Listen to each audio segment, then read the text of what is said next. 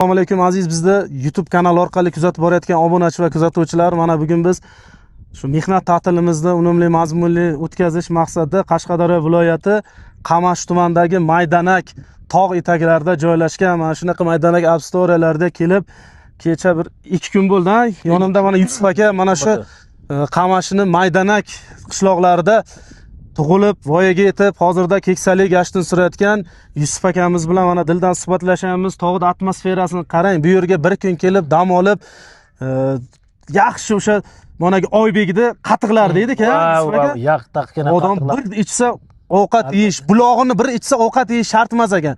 Yegan ovqat lekin hazm qilar ekan. Yusuf aka, ikki og'iz fikr berib yuboring YouTube kanali obunachilariga.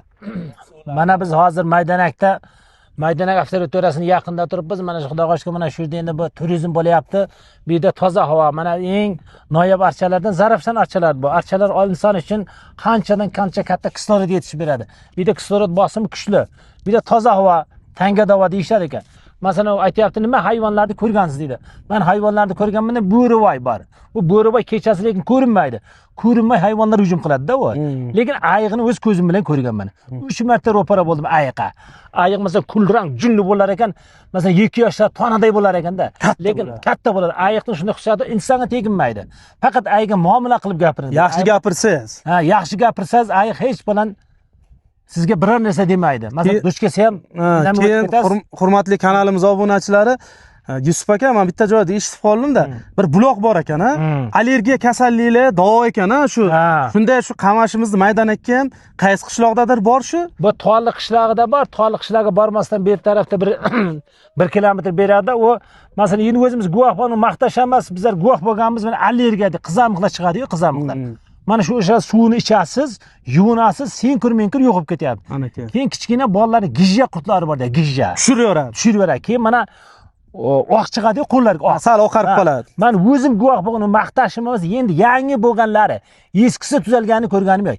Yangi bo'lgan yosh bolalarning masalan qoshi, quloqlarida bir og'arib jo'naydi-da. Mana shularni suv ichish natijasida, yuvinish natijasida yo'q qilyapti. Keyin asli masalan allergiya va senkur-menkur yo'q qiladi. Masalan bizlarda qizamiq deysiz, allergiya deysiz. O'shalarni suv ichish yo'li yuvinishi bilan. Hozir ham shu odamlar yomon emas. Kelyapti, ham salqin joy. Hurmatli kanalimiz obunachilari, bizani kuzatishda davom etinglar.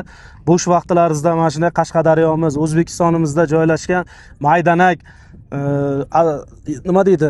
Maydanak turizm avtoralariga kelib bir aylanib, mana Yusuf aka postoyanno shu yerdagi qishloqda yashaydilar. Bu kun o'sha ayiqlar bilan uchrashgan suhbatlarini o'zlaridan kelib eshitishingiz mumkin, buloqlardan kelib eshitishingiz mumkin, shifobaxsh. Bu nima deydi? Allohning nazari tushgan bu O'zbekiston, Qashqadaryo. Bu O'zbekistonimizga bunaqa tarixiy obidalar, bunaqa tog'lilar, bunaqa archazorlar juda ko'p. Faqat bu vatanni qadriga yetishimiz kerak. Rahmat e'tiborlar shunday.